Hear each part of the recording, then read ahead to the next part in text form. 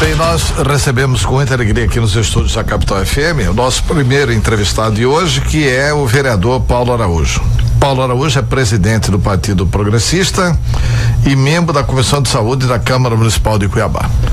E vereador, você já tem praticamente 30 dias que está em debate com a opinião pública aqui em Cuiabá e de Mato Grosso a possibilidade da retirada da emenda de 82 milhões para equipar o pronto-socorro de Cuiabá. Como é que esse assunto repercute na Câmara? Principalmente, como é que esse assunto repercute em você que além de vereador, é um profissional que conhece o funcionamento do Sistema Único de Saúde. Bom dia, um prazer ter conosco. Bom dia, Antero, um prazer é todo nosso. Bom dia, Laís, bom dia, ouvintes. A gente vem discutindo bastante, Antero, juntamente com os vereadores, essa situação. Situação essa que sequer, na minha opinião, poderia chegar na situação que chegou, né? O nível de discussão, tecnicamente, eu falo tecnicamente, seria um absurdo a gente deliberar, né, esse remanejamento de recurso anteriormente alocado para o socorro de Cuiabá. A unidade essa que nasceu de uma construção de um planejamento e que é extremamente necessário para o município de Cuiabá. Esse remanejamento de recursos, eu não sei quem vem orientando o governador do estado, não resolveria o problema do custeio por parte da Secretaria Estadual de Saúde e muito menos resolveria o problema daquela unidade que nasceu com um planejamento que é o pronto-socorro de Cuiabá, que inclusive está passando da hora de início no planejamento aqui nos equipamentos, caso a gente queira ter essa unidade hospitalar entregue, não só a estrutura física, mas pronta para o funcionamento no primeiro semestre do ano que vem. Você me disse particularmente que essa compra de equipamento não é assim tão rápida. Não. Como é que funciona isso? Não é. É uma aquisição extremamente complicada. Nós temos aí vários equipamentos, na sua grande maioria são equipamentos importados que estão em outros países, que a gente sabe que esse processo de aquisição ele é demorado, ele é lento, ele leva aí, vamos colocar a média de aquisição de alguns equipamentos em torno de 1 ano.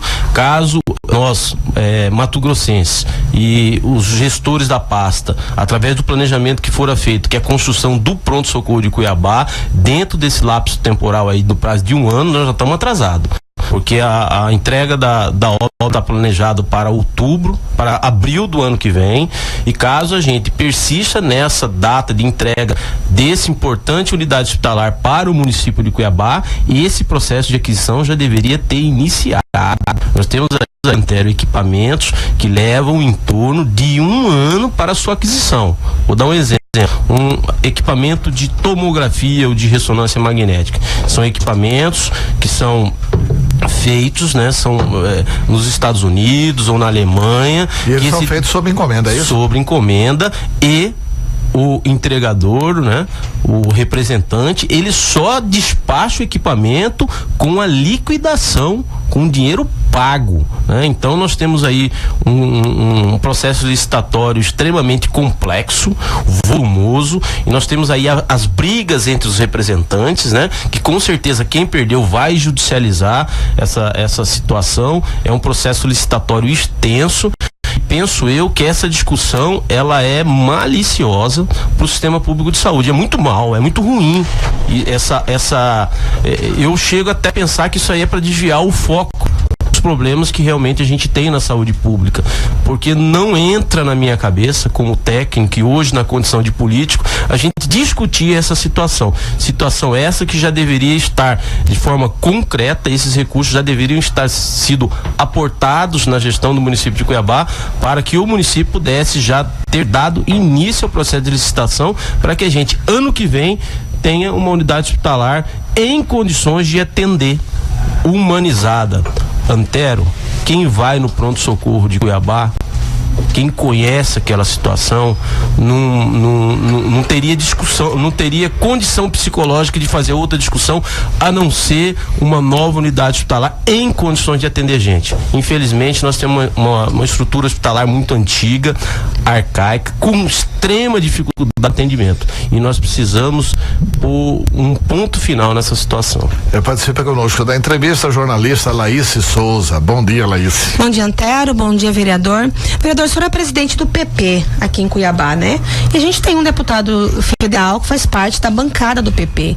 Como que o deputado Ezequiel Fonseca está se posicionando com relação a esse remanejamento de 32 milhões de reais? Nós fizemos a discussão dentro do partido, o deputado federal, o nosso presidente, ele nos ouviu, inclusive vem posicionando contrário a essa situação, né? E nós tivemos a oportunidade de conversar com vários deputados, inclusive com o próprio prefeito, dando a nossa visão sobre essa situação, inclusive fazendo uma discussão técnica do problema que hoje é de custeio por parte da Secretaria Estadual de Saúde. E assim, na minha avaliação, hoje, caso venha a ser remanejado esse problema, até nós vamos continuar com dois problemas. Não vai resolver o problema de custeio do Estado e também nós vamos resolver o problema de implantação da unidade hospitalar aqui em Cuiabá. Então é uma discussão infundada. Eu não sei onde que eventualmente, a primeira vez que eu vi essa situação sendo colocada pela mídia foi pelo deputado federal Nilson Leitão, lá de Sinop. Ele tem defendido isso, inclusive vai dar uma entrevista hoje aqui defendendo essa tese. Então, infelizmente, é uma discussão que ela só vem a prejudicar o sistema público de saúde como um todo, né? O processo de iniciação de aquisição dos equipamentos já está passando, né? Está em curso. A entrega da obra prevista para abril de 2018. Com essa discussão hoje, infelizmente, não vamos conseguir fazer a aquisição de todos os equipamentos previstos para entrega do ano que vem, de abril de 2018, dessa importante unidade hospitalar, que é o grande pronto-socorro de Cuiabá. A do Nilson Leitão é a seguinte, que podia usar esse dinheiro numa questão emergencial, que é o pagamento dos municípios, né? E para o ano que vem faria uma outra emenda para comprar os equipamentos. Essa tese inviabiliza a inauguração em abril de 2018? Com certeza absoluta. É inadmissível, inclusive a gente faz de discussão como se um problema resolvesse a situação do todo, que é a questão do custeio da saúde pública do estado de Mato Grosso. E aí a situação, aí nós precisamos discutir os problemas da gestão estadual sobre uma outra ótica, né? Nós não vamos, com certeza, estou afirmando aqui, resolver o problema de gestão da saúde pública do estado, principalmente com relação ao custeio, retirando o recurso financeiro de uma obra planejada com dinheiro carimbado específico para o pronto-socorro de Cuiabá. Estou afirmando. Quando você fala assim, eu sou técnico, você explica aí pro ouvinte, você é técnico por quê? Quanto tempo você trabalhou na área de saúde? Que área que você trabalhou? Por que você conhece o Sistema Único de Saúde? Sou servidor público de carreira, sou administrador, pós-graduado em várias áreas da gestão da saúde pública, já fui diretor regional de saúde, já fui superintendente de várias áreas da Secretaria Estadual de Saúde, já fui consultor da Comissão de Saúde da Assembleia e já fui conselheiro estadual de saúde. E hoje ocupo aí a vice-presidência da Comissão de Saúde da Câmara de Vereadores de Cuiabá. Na veia, né, Paulo? Exatamente. E assim, essa discussão, ela se dá também com outros colegas, outros profissionais da área de saúde, né? E o problema de custeio do Estado, igual eu venho aqui afirmando, parece que é até uma estratégia de desviar o foco, né? Nós tivemos aí recentemente uma crise de financiamento, Laís, a inadimplência, né? Inclusive hoje a falta de repasse de recursos financeiros para os municípios, que vem comprometendo toda a assistência ao usuário no estado de Mato Grosso. Como é que nós, eu digo, o governo do estado, quem conduz a política estadual de saúde, vai fazer frente a essa situação? De longe, a melhor alternativa, a melhor estratégia é retirar recursos de aquisição de equipamentos de uma unidade hospitalar que vai nascer em abril de 2018 para cobrir um rombo, que é um rombo mensal e contínuo da saúde pública do estado de Mato Grosso. É, na minha avaliação, inadmissível fazer essa discussão, e uma discussão que já está 30 dias praticamente. Nós perdemos 30 dias de uma decisão que poderia estar sendo definitiva, com o processo licitatório em andamento. Processo a gente licitatório já está atrasado, né, no processo licitatório, né? Extremamente complicado. Vou dar um exemplo. A prefeitura já sabe quais equipamentos que quer licitar? Já tem essa, porque assim, se vai abrir um edital licitatório, você tem que saber, eu quero comprar uma tomografia, um aparelho de tomografia computadorizada, quero comprar um aparelho lá para vai UTI. de pinça ao aparelho mais grave, mais sério. Já tem esses detalhamentos toda a prefeitura, ou a prefeitura também está atrasada em relação a esse projeto? Tem um dimensionamento prévio de aquisição de equipamentos, mas nós sabemos que um processo licitatório desse, ele requer outras situações, né? Então, assim, extremamente complexo, que nós vamos comprar de equipamento de uma geração que não é fabricado no país, que precisa aí de uma liquidação, de um pagamento para poder ser enviado ao Brasil. Nós temos um problema alfandegário, né? Até aqui no local, no município de Cuiabá, e posteriormente sua instalação, às vezes demora 60, 90 dias para os técnicos daquele país vir fazer a instalação desses equipamentos. Imagina o processo licitatório. Tem vários representantes com interesses diversos, né? Que podem inclusive judicializar. Nós temos equipamentos que custam R$1.000, há equipamentos que vão custar R$5 milhões, num processo de aquisição que gira em torno de R$82 milhões. Então é um processo de aquisição extremamente complexo. Talvez hoje um dos maiores realizado nos últimos anos por parte da gestão da saúde pública no estado de Mato Grosso. Então requer aí uma atenção toda especial, né? Diante de uma situação, Antero, que é necessária. O pronto-socorro de Cuiabá, Laís, é uma estrutura arcaica, estrutura antiga, remendada, que traz problemas diários de fluxo de atendimento, inclusive naquela unidade. Se a vigilância sanitária não pode outra unidade hospitalar, se fosse aplicar a legislação, aquela unidade teria que estar fechada, né? Só não é porque nós não temos onde realizar outro atendimento. Inclusive, por um indicador muito grave da saúde pública no estado de Mato Grosso, nós temos um déficit de leito considerável. Nós temos que trabalhar o planejamento para bater, para ir diminuindo esse indicador negativo, que é um déficit de leito. Nós temos mais de 1.000 déficits de leito. Como é que nós vamos combater? Como é que nós vamos dar acesso, humanização ao usuário do sistema público de saúde no estado de Mato Grosso? Fortalecendo e criando mais unidades para que a gente possa ter uma situação infinitamente melhor do que a gente tem hoje. Mas esse déficit de leito não é porque não há o atendimento no interior? Porque Cuiabá acaba sobrecarregado, atendendo o estado inteiro, juntamente com Várzea Grande, e também até pessoas de outros países que vêm para cá para serem atendidas? Com certeza. Duas situações. Cuiabá, diante do sucateamento da assistência à saúde no interior, é normal que os pacientes venham para Cuiabá. Não só os pacientes do estado de Mato Grosso, mas de outros estados e de outros países. Nós temos aí a Bolívia, que constantemente está sendo atendida aqui no estado de Mato Grosso. E também é critério populacional. E outros critérios. Pelo critério populacional e outros critérios de assistência, nós temos aí um déficit acentuado, e nós precisamos, o planejamento precisa trabalhar esse déficit. Vou dar um exemplo. Uma importante obra que está parada no estado de Mato Grosso, o Hospital Júlio Miller.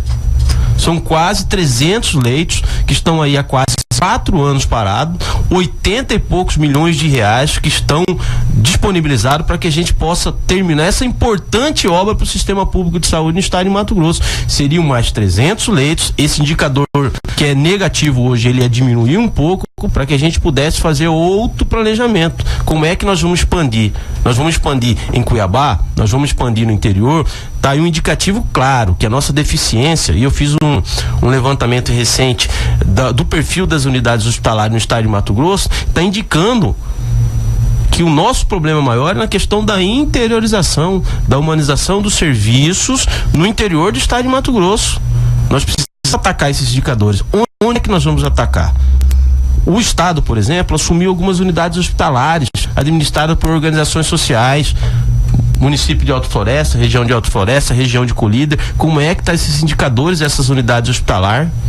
como é que está sendo esse atendimento, esse recurso empregado, esse recurso volumoso que foi para essas regionais. O que surtiu de efeito para aquela região? O que eles produziram?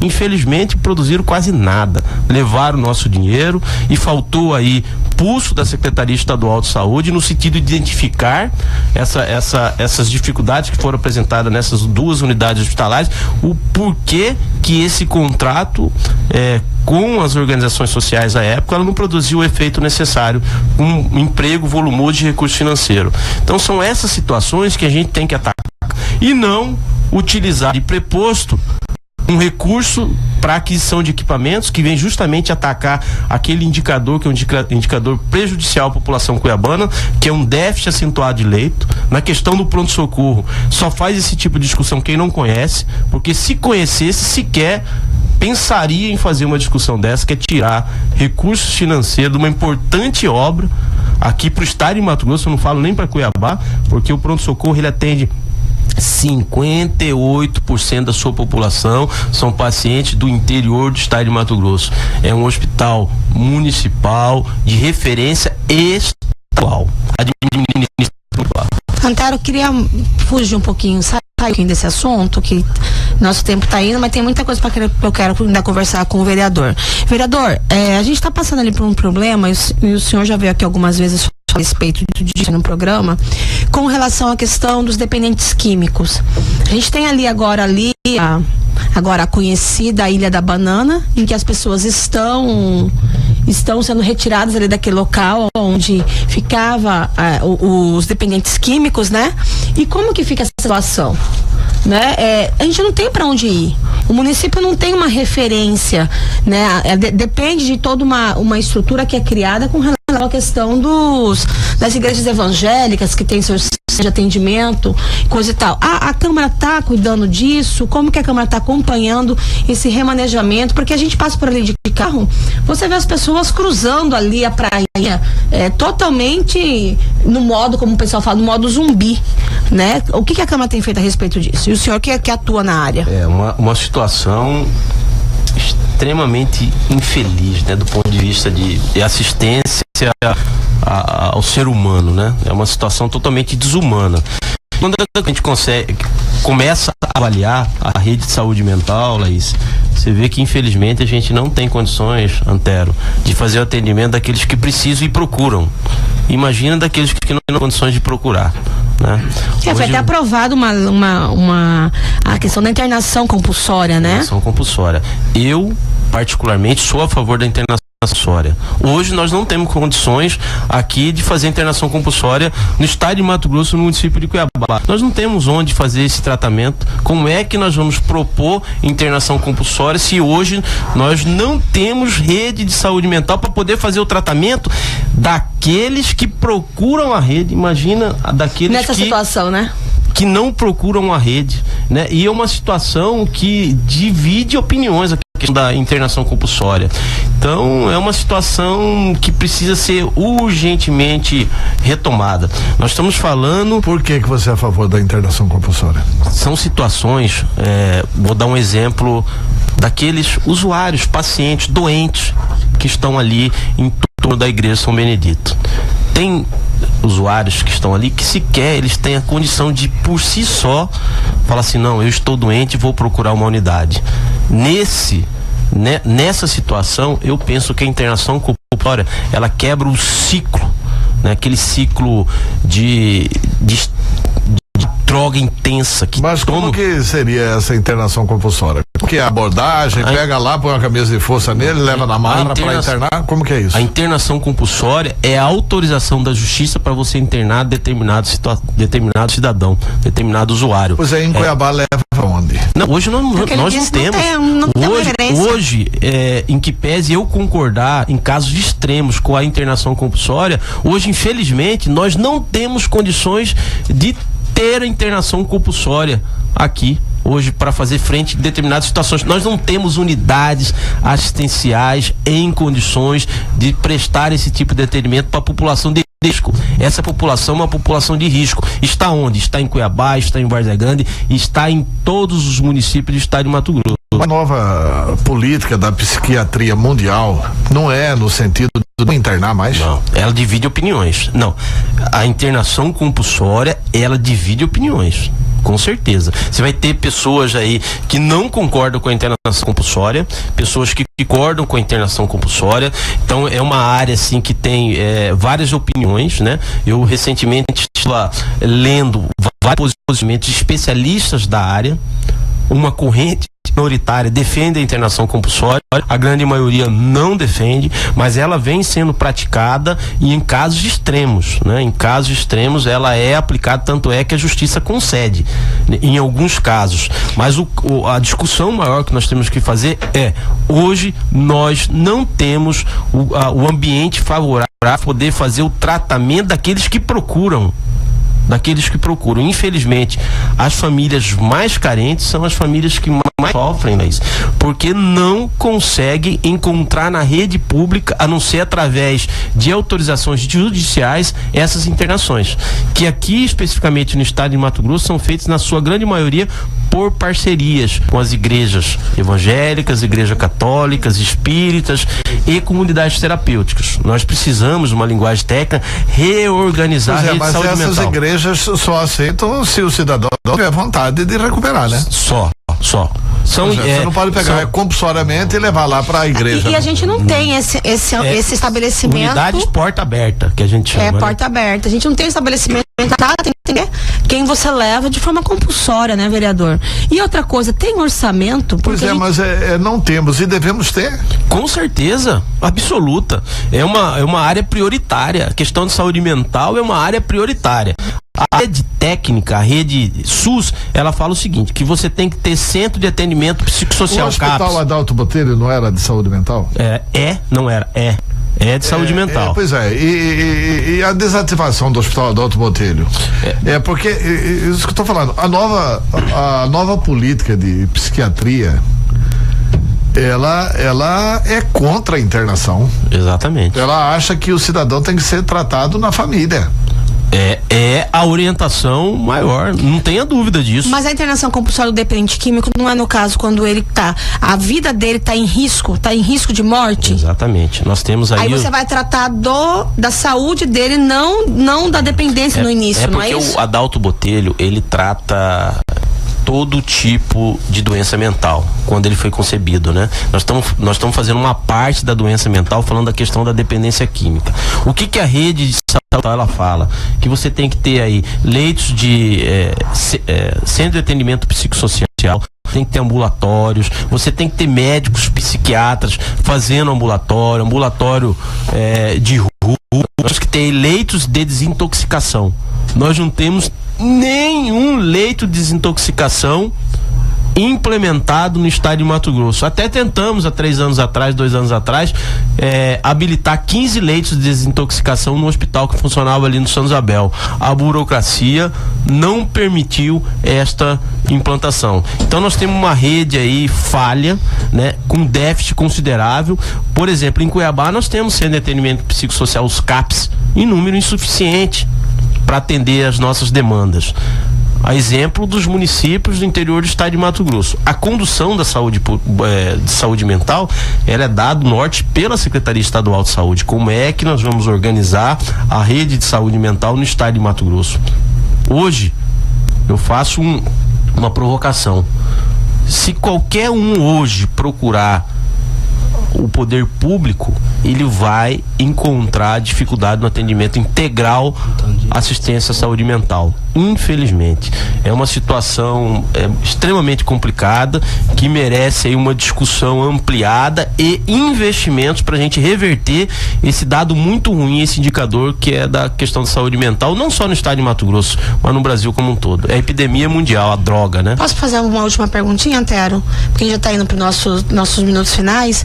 Vereador, com relação ao PP em Mato Grosso, já tem uma definição? A gente vê aí pela imprensa várias informações. O PP tá, que hora não tá, segue, não segue. O que tem de concreto ou não tem nada de concreto? Olha, o Partido Progressista, através da presidência do deputado Ezequiel, vem organizando o planejamento organizar o PP nos municípios. Fizemos isso, reorganizamos, elegemos o diretório. Hoje nós temos, na sua grande maioria, os diretórios eleitos com participação efetiva e democrática. O nosso presidente, deputado Ezequiel, construiu essa relação partidária, né, dentro do PP. Hoje nós temos um alinhamento muito grande com a executiva estadual. Aliás, o Ezequiel é um dos principais dirigentes partidários de Mato Grosso, hein? Fez um trabalho extraordinário no sentido de fortalecer democraticamente, internamente o partido. Hoje está gostoso de política no PP. A gente se reúne, a gente discute. Essa formação desses diretórios passou obrigatoriamente pela discussão, principalmente daqueles que disputaram, que estão aí, que colaboram com o partido. Essa discussão em torno da eleição do ano que vem, de que forma que o partido vai se comportar ou não, vocês podem perceber que tem um posicionamento muito claro do nosso presidente estadual, o deputado Ezequiel, de construir uma alternativa para o estado de Mato Grosso, né? Se dependesse aí, ou seja, de não estar alinhado com o governo. Hoje o posicionamento do nosso presidente é de um não alinhamento junto ao governo de estado, que precisa ser discutido com todo, né? Então o partido hoje, ele mas o Blairo Maggi, sendo a maior liderança do PP, não tem condições de impor isso? Falou, não, eu quero que esteja coligado com o governador Pedro Taques, porque eu vou ser candidato a senador na chapa dele. Hoje, inclusive, a situação que a mídia vem colocando, né? Nós nunca conversamos diretamente essa situação com o nosso ministro Blairo, que é candidato a senador, candidato à reeleição, né? Essa discussão, ela vem sendo colocada e construída pelo nosso presidente estadual. Eu não tenho dúvida que no momento oportuno nós vamos nos reunir com as maiores lideranças, né? Eu sou presidente do PP aqui em Cuiabá, mas a gente entende que essa discussão ela deve ser puxada pelos nossos representantes estaduais, pela executiva estadual, com participação de todas as executivas dos municípios, né? Então há um claro indicativo aí por parte da base do Partido Progressista no estado de Mato Grosso. Nós vamos, logicamente, discutir isso com os nossos dirigentes estaduais. O deputado Ezequiel, o nosso deputado federal, ele tem a força da base, né? Um alinhamento muito grande da base do partido nos municípios, até por conta da sua construção. Então nós precisamos fazer uma construção partidária no sentido do PP estar unido, seja com A, seja com B, para que possa ter uma situação 100% PP, né? Da forma como foi, por exemplo, em Cuiabá. Cuiabá já vinha no indicativo claro de posicionamento divergente quando nós apoiamos a candidatura do prefeito Emanuel Pinheiro. O PP, que até então era um partido da base de sustentação do governo do estado, nós destoamos naquele momento onde nós fizemos a opção, e essa opção foi construída por nós mesmos, sem interferência do Blairo, sem interferência do deputado Ezequiel, e a política deve ser feita dessa forma, ouvindo a base. Só para encerrar, vereador, porque são 8h02 já, nosso tempo até já ultrapassou o tempo que era destinado à entrevista, mas para encerrar eu quero saber a sua opinião sobre a condução da política de saúde do estado, porque a minha impressão é que finalmente o governador Pedro Taques acertou ao escolher Luiz Soares como secretário de saúde. Qual que é a sua opinião sobre a nova direção da saúde pública do estado de Mato Grosso? Não tenha dúvida, eu também, conhecendo o profissional Luiz Soares, recai sobre ele aí a condução, né, da política estadual. Eu não tenho dúvida que ele tem elementos de sobra para poder reverter esses péssimos indicadores da saúde pública no estado. Então a nossa torcida é para que o secretário Luiz Soares reverta tudo aquilo que foi construído de forma negativa, né? A começar pelas trocas de comandos que eventualmente aconteceram na Secretaria de Saúde, que é inclusive um dos motivos para de financiamento.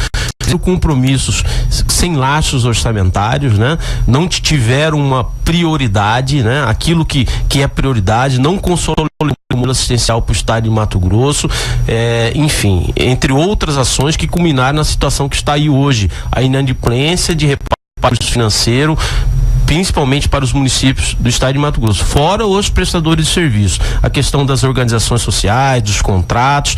Eu não tenho dúvida, Antero, que o secretário hoje, Luiz Soares, tem condições de sobra, se tiver condições políticas, ele vai sim reverter esses péssimos indicadores e dar um novo norte à condição da política estadual de saúde para o estado de Mato Grosso. Eu confio nele. Vereador Paulo Araújo, muito obrigado pela entrevista. Eu que agradeço a oportunidade.